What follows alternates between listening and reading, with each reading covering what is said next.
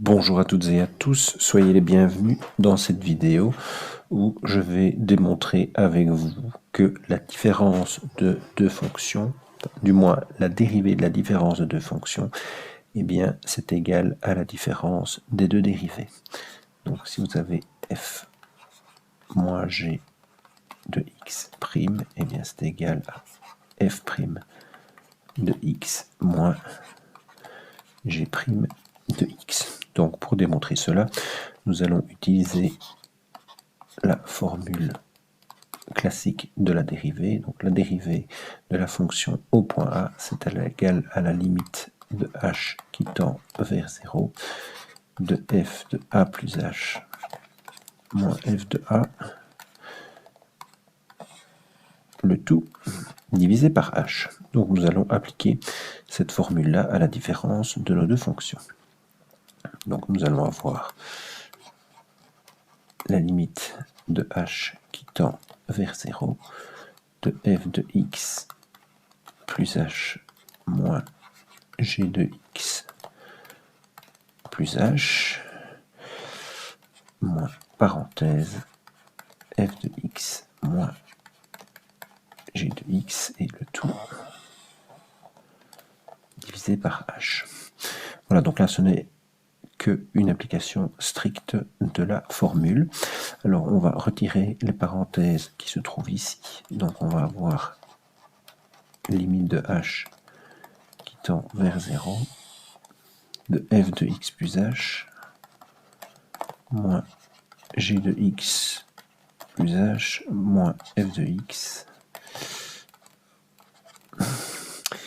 puis plus g de x, le tout sur h.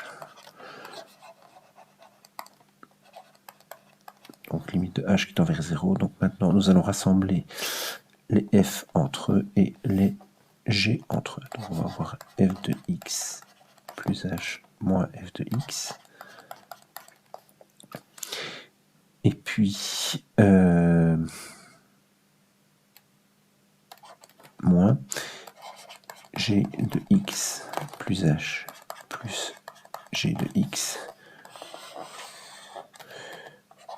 le tout divisé par h. Alors là on pourrait mettre également entre parenthèses cette partie-ci. Donc nous allons avoir limite de h qui tend vers 0 de f de x plus h moins f de x. Je mets des parenthèses. Et puis ici je vais mettre moins. Alors là je mets des parenthèses. Donc attention aux signes dans les parenthèses. Donc le plus qui est ici va devenir moins parce que j'ai mis des parenthèses avec un moins devant. Donc le tout divisé par h.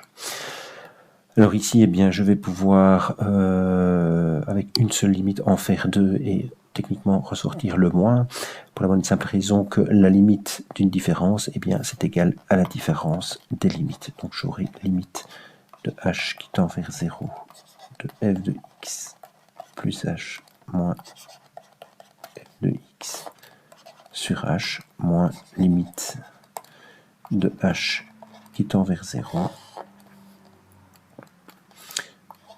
de g de x plus h moins g de x, le tout divisé par h. Et donc, que retrouvons-nous? Eh bien, on retrouve les formules de la dérivée de f et de g.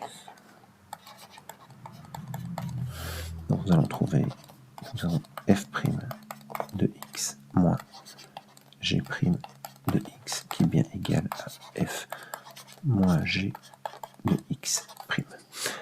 Voilà, sur ces quelques mots se termine cette démonstration. J'espère qu'elle vous permet de voir un peu plus clair par rapport aux dérivés et je vous dis bon travail.